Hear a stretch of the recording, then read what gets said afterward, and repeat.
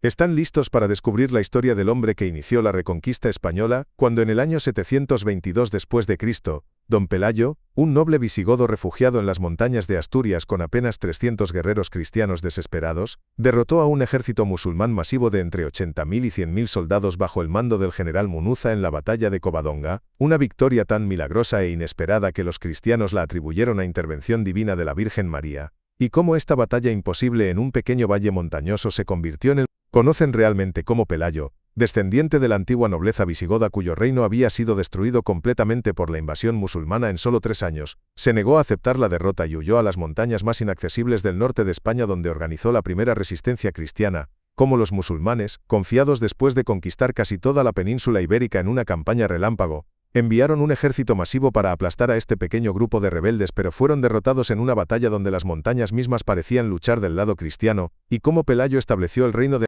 Si están listos para descubrir la verdad completa sobre Covadonga, la batalla que cambió el destino de España y de Europa, den like a este video y suscríbanse al canal activando la campanita.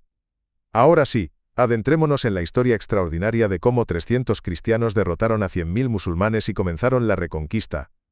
Para entender completamente el significado de la batalla de Covadonga y por qué fue tan importante en la historia de España y de Europa, primero debemos comprender el contexto de la conquista musulmana de España y quién era don Pelayo.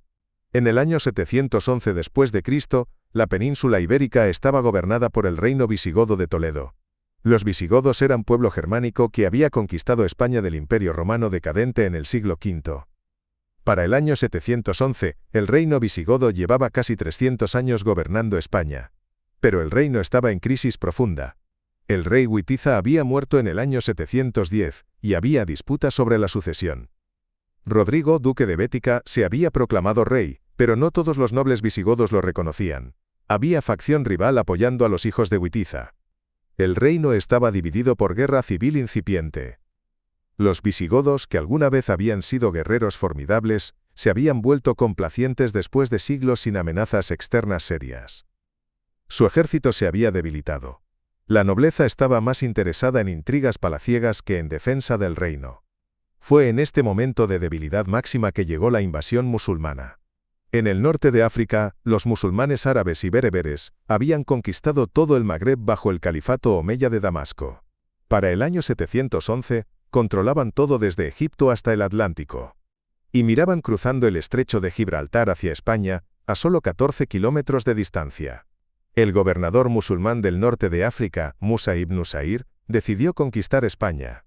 En abril de 711, envió fuerza de exploración de 7.000 soldados bajo el mando de su subordinado, Tarik ibn Ziyad, un general bereber. Tarik cruzó el estrecho y desembarcó en lo que hoy se llama Gibraltar, nombre derivado de Jabal Tarik, la montaña de Tarik.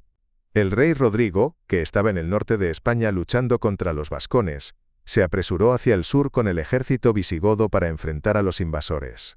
Los dos ejércitos se encontraron en la batalla de Guadalete en julio de 711. Lo que ocurrió en Guadalete fue desastre total para los visigodos. El ejército de Rodrigo, que probablemente contaba con 25.000 a 30.000 hombres, fue completamente derrotado. Rodrigo mismo murió en la batalla, aunque su cuerpo nunca fue encontrado definitivamente. Crucialmente, durante la batalla, algunos nobles visigodos que apoyaban a los hijos de Witiza traicionaron a Rodrigo y desertaron o no lucharon efectivamente, debilitando fatalmente la resistencia visigoda. Esta traición interna fue factor clave en el colapso visigodo. Después de Guadalete, el reino visigodo simplemente se desintegró. Sin rey, sin ejército efectivo, y con la nobleza dividida, no había resistencia organizada. Tarik avanzó hacia el norte, capturando ciudad tras ciudad. Toledo, la capital visigoda, cayó sin resistencia significativa. Musa ibn Nusair, viendo el éxito de Tarik, cruzó a España en 712 con ejército adicional de 18.000 hombres. En solo 3 años, para 714, los musulmanes habían conquistado casi toda la península ibérica. Solo las montañas del extremo norte, Asturias, Cantabria, País Vasco y los Pirineos, permanecían fuera de control musulmán completo, y esto no porque los musulmanes no pudieran conquistarlas, sino porque estas regiones montañosas pobres no parecían valer el esfuerzo de pacificarlas completamente. La conquista musulmana de España fue una de las conquistas más rápidas y completas de la historia. Un reino que había existido durante 300 años fue destruido en 3 años. La mayoría de la nobleza visigoda fue muerta o huyó. Muchos nobles que sobrevivieron hicieron pactos con los conquistadores, convirtiéndose al Islam o pagando tributo para mantener sus tierras. La mayoría de la población, que era hispano-romana cristianizada, se encontró ahora bajo dominio musulmán. Algunos se convirtieron al Islam, especialmente con el tiempo. Otros permanecieron cristianos pero bajo dominio musulmán, conocidos como mozárabes. Los musulmanes establecieron el Emirato de Al-Ándalus, inicialmente subordinado al califato omeya en Damasco. Córdoba se convirtió en la capital. Los musulmanes llamaron a España Al-Ándalus. Para la mayoría de los observadores contemporáneos, parecía que España cristiana había dejado de existir permanentemente. Los musulmanes controlaban la tierra más rica, fértil y poblada de la península. Los cristianos, si sobrevivían, estaban confinados a las montañas pobres del norte, aparentemente sin esperanza de recuperar lo perdido. Pero había algunos que se negaban a aceptar esta realidad. Uno de estos hombres era Pelayo. Las fuentes históricas sobre Pelayo son frustradamente escasas y tardías. No hay crónicas contemporáneas de su vida. Lo que sabemos viene principalmente de crónicas escritas siglos después, particularmente la crónica de Alfonso III, escrita en el siglo IX, casi 150 años después de la muerte de Pelayo. Estas crónicas tienen elementos legendarios y propagandísticos, pero contienen núcleo histórico que los historiadores modernos generalmente aceptan como básicamente preciso en sus líneas generales, aunque no necesariamente en todos los detalles. Según estas crónicas, Pelayo era noble visigodo, posiblemente hijo del duque Fabila, que había sido importante oficial en la corte del rey Witiza. Algunas fuentes lo conectan con la familia real visigoda, sugiriendo que era descendiente de Chindasvinto, rey visigodo del siglo VII. Esto lo haría, al menos en su propia percepción y la de sus seguidores, heredero legítimo del trono visigodo. Pelayo había sido miembro de la Guardia Real visigoda, el Spatarius, o portador de espada del rey. Esto significa que era guerrero entrenado y experimentado. Cuando la invasión musulmana ocurrió, Pelayo probablemente luchó en algunas de las batallas iniciales. Sobrevivió a la conquista, pero se negó a someterse a los musulmanes. Mientras muchos nobles visigodos llegaron a acuerdos con los conquistadores, Pelayo huyó hacia el norte, a las montañas de Asturias. Asturias en el siglo VIII era región extremadamente montañosa, pobre y escasamente poblada. Los romanos nunca la habían controlado completamente. Los visigodos tampoco. Era tierra de pastores, cazadores y pequeñas aldeas. No había ciudades. La economía era subsistencia. Pero las montañas ofrecían refugio. Los musulmanes, ocupados consolidando su control sobre las ricas tierras del centro y sur de España, no dedicaron muchos recursos a pacificar completamente estas montañas pobres. Para el año 718, Pelayo estaba en Asturias, reuniendo en torno a sí a otros refugiados visigodos que se negaban a aceptar el dominio musulmán. También atrajo a algunos de los habitantes nativos de Asturias, los astures, pueblo prerromano que nunca había sido completamente romanizado o visigotizado. Pelayo les ofrecía liderazgo y la posibilidad de resistir a los invasores. Para el año 722, Pelayo había establecido base en el valle de Cangas de Onís, en el corazón de las montañas asturianas. Según las crónicas, fue elegido o se proclamó princeps o líder de los cristianos de Asturias. El número de sus seguidores en este punto era pequeño, probablemente unos pocos cientos de guerreros, quizás 300 según la tradición, más sus familias. Eran mezcla de nobles visigodos, sus séquitos y nativos astures. Armamento era probablemente primitivo, espadas, lanzas, hachas. No tenían caballería pesada como los visigodos habían tenido. No tenían fortalezas significativas. Lo que tenían era determinación de no vivir bajo dominio musulmán, conocimiento del terreno montañoso y líder en Pelayo. Los musulmanes de Al-Ándalus inicialmente no tomaron a Pelayo muy en serio. Era simplemente uno de varios grupos de bandidos o rebeldes en las montañas del norte que ocasionalmente causaban problemas menores pero no representaban amenaza real al dominio musulmán. Sin embargo, para 722, Pelayo había comenzado a hacer incursiones desde las montañas, atacando destacamentos musulmanes, rechazando pagar tributo y animando a otros cristianos a unirse a su rebelión. Esto no podía ser ignorado indefinidamente. El gobernador musulmán de Gijón, que era el puesto musulmán más cercano a las montañas de Asturias, era un hombre llamado Munuza. Munuza era bereber, uno de los muchos soldados norteafricanos que componían gran parte del ejército musulmán en España. Munuza había oído de Pelayo y decidió que este rebelde visigodo necesitaba ser eliminado. Según las crónicas cristianas, Munuza también había tomado como esposa forzada a la hermana de Pelayo, una mujer cristiana de noble linaje. Esto añadía insulto personal a la rebelión política de Pelayo. Munuza pidió refuerzos del gobernador de Al-Ándalus en Córdoba. Las fuentes varían enormemente sobre el tamaño del ejército musulmán que fue enviado contra Pelayo. Las crónicas cristianas, particularmente las más tardías y legendarias, hablan de ejércitos masivos de 100.000, 180.000 o incluso números más fantásticos. Estas cifras son casi seguramente exageraciones enormes. Ningún ejército medieval podía mantener tales números en las montañas pobres de Asturias donde no había infraestructura para alimentarlos. Los historiadores modernos estiman que el ejército musulmán probablemente contaba con entre 1.000 y 5.000 soldados, quizás hasta 10.000 como máximo absoluto. Pero incluso estos números más conservadores habrían sido abrumadoramente superiores a las fuerzas de Pelayo. El ejército musulmán, bajo el mando general de Munuza y posiblemente también de un oficial árabe llamado Alcama según algunas fuentes, marchó hacia las montañas de Asturias en la primavera o verano de 722. Su objetivo era simple: encontrar a Pelayo y a sus rebeldes, y destruirlos completamente. Pelayo, informado de que los musulmanes venían con fuerza masiva, se retiró más profundamente en las montañas. Eligió hacer su defensa en un lugar llamado Covadonga, un valle estrecho en las montañas picos de Europa. Covadonga era posición defensiva excepcional. El valle es estrecho, flanqueado por acantilados y montañas escarpadas. En el extremo del valle hay cueva en la ladera de la montaña, conocida hoy como la Santa Cueva de Covadonga. Esta cueva se convertiría en centro de la leyenda y devoción religiosa. El terreno hacía imposible que un ejército grande desplegara efectivamente. Tendrían que avanzar en columna estrecha por el valle, vulnerables a ataques desde las alturas.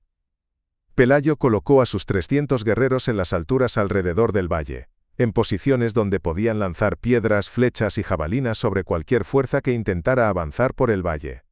Él mismo, según la tradición, se posicionó en la cueva o cerca de ella. Cuando el ejército musulmán llegó a Covadonga, encontraron el valle estrecho y las montañas escarpadas. Los comandantes musulmanes, confiados en su superioridad numérica, ordenaron el avance por el valle hacia la posición de Pelayo. Lo que ocurrió exactamente en la batalla de Covadonga es donde la historia se mezcla con leyenda.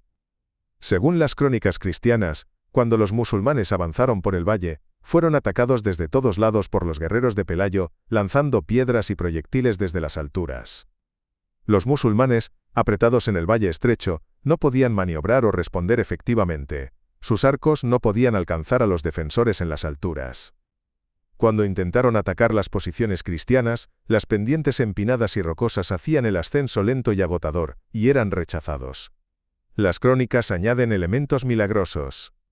Dicen que la Virgen María apareció, y que las flechas y piedras musulmanas que apuntaban hacia la cueva de Pelayo, se volvían milagrosamente contra los propios musulmanes. Describen cómo las montañas mismas colapsaron sobre los musulmanes, enterrándolos. Hablan de inundación repentina del río que fluye por el valle que arrastró a muchos soldados musulmanes. Estos elementos milagrosos reflejan la interpretación cristiana del evento como intervención divina, señal de que Dios favorecía a Pelayo y la causa de reconquistar España para el cristianismo. Más allá de los milagros, lo que probablemente ocurrió fue emboscada clásica en terreno desfavorable. El ejército musulmán, superior en números pero atrapado en valle estrecho sin espacio para maniobrar, fue atacado desde las alturas por fuerza más pequeña pero en posición superior. Sufrieron bajas significativas de proyectiles. Cuando intentaron retirarse, la confusión en el valle estrecho causó caos. Es posible que hubo deslizamiento de tierra o inundación repentina, fenómenos no infrecuentes en montañas, que los cristianos interpretaron como milagro. El resultado fue que el ejército musulmán fue derrotado. Munuza y Alcama, los comandantes, fueron muertos en la batalla o durante la retirada caótica. Los supervivientes huyeron de las montañas de vuelta a territorio musulmán. Pelayo había ganado victoria imposible. Las fuentes musulmanas contemporáneas son casi completamente silenciosas sobre Covadonga. Esto no es sorprendente. Para los musulmanes de Al-Ándalus, que controlaban casi toda España, la pérdida de destacamento relativamente pequeño en las montañas remotas no parecía importante. No amenazaba su control de Al-Ándalus. Las crónicas musulmanas que mencionan el evento, escritas siglos después, tienden a minimizarlo, describiendo a Pelayo y sus seguidores como bandidos insignificantes en las montañas. Pero para los cristianos, Covadonga fue absolutamente crucial. Era la primera victoria cristiana significativa contra los musulmanes desde la invasión 11 años antes. Demostraba que los musulmanes podían ser derrotados. Más importante, proporcionaba símbolo y esperanza. Si Pelayo con 300 hombres había derrotado al ejército musulmán con ayuda de Dios, entonces quizás, con el tiempo, los cristianos podrían reconquistar España entera. Después de Covadonga, la posición de Pelayo se fortaleció enormemente. Más refugiados cristianos se unieron a él. Los astures nativos, impresionados por la victoria, reconocieron su liderazgo. Pelayo estableció lo que efectivamente era reino independiente en las montañas de Asturias, el Reino de Asturias. Era muy pequeño, pobre y primitivo comparado con Al-Ándalus, pero era estado cristiano independiente. Los musulmanes, después de Covadonga, decidieron que las montañas de Asturias no valían el esfuerzo continuo de conquistarlas. Había mucho más territorio rico que consolidar. Así, establecieron frontera aproximada, dejando las montañas a Pelayo. Pelayo gobernó el reino de Asturias hasta su muerte en 737, unos 15 años después de Covadonga. Durante estos años consolidó su reino, estableció rudimentos de administración y continuó resistiendo cualquier intento musulmán de penetrar en Asturias. Cuando murió, fue sucedido por su hijo Fábila, que gobernó solo 2 años antes de morir en accidente de caza según la leyenda matado por oso. Fábila fue sucedido por Alfonso I, que se había casado con la hija de Pelayo. Alfonso I expandió significativamente el reino de Asturias, conquistando territorio hacia el sur y oeste, aprovechando periodo de inestabilidad en Al-Ándalus. Los sucesores de Pelayo continuaron esta expansión gradual durante siglos. El reino de Asturias eventualmente se convirtió en Reino de León en el siglo X, que a su vez dio origen a Castilla. Estos reinos cristianos del norte, todos trazando su legitimidad de vuelta a Pelayo y Covadonga, continuaron la reconquista gradualmente durante casi 800 años. La reconquista fue proceso largo, interrumpido por períodos de paz, alianzas complejas entre reinos cristianos y musulmanes, retrocesos cristianos. Pero finalmente, en 1492, los reyes católicos Isabel y Fernando conquistaron Granada, el último reino musulmán en España, completando la reconquista. Y siempre, a lo largo de estos 800 años, Covadonga fue recordada como el momento fundacional, el día en que la reconquista comenzó. Covadonga se convirtió en sitio de peregrinación. La cueva donde Pelayo supuestamente se refugió, se convirtió en santuario dedicado a la Virgen de Covadonga. Una basílica fue construida allí en tiempos posteriores. Todavía hoy Covadonga es uno de los sitios religiosos y patrióticos más importantes de España. Pelayo mismo fue canonizado como santo por alguna tradición, aunque no formalmente por la Iglesia. Es considerado el primer rey de Asturias y el iniciador de la Reconquista. Su tumba en Cangas de Onís es sitio de veneración. Es importante considerar Covadonga en contexto histórico más amplio. En el año 722, el Islam estaba en su período de expansión más agresivo. Había conquistado Oriente Medio, norte de África, Persia, y ahora casi toda España. Parecía imparable. Parecía que toda Europa podría caer ante el Islam. Solo 13 años después de Covadonga, en 735, los musulmanes invadieron Francia. Fueron finalmente detenidos por Carlos Martel en la batalla de Tours, en 732. Tours y Covadonga, ambas batallas en los márgenes occidentales de Europa, marcaron los límites de la expansión musulmana. Después de estas derrotas, los musulmanes nunca conquistaron territorio significativo adicional en Europa occidental. Covadonga, aunque batalla pequeña en términos militares, tuvo significado desproporcionado. Fue el comienzo de la única reconquista exitosa de territorio conquistado por el Islam en la Edad Media. En Oriente Medio, Bizancio peleó defensivamente pero nunca reconquistó la mayoría del territorio perdido. En norte de África, los cristianos nunca intentaron reconquistar en serio.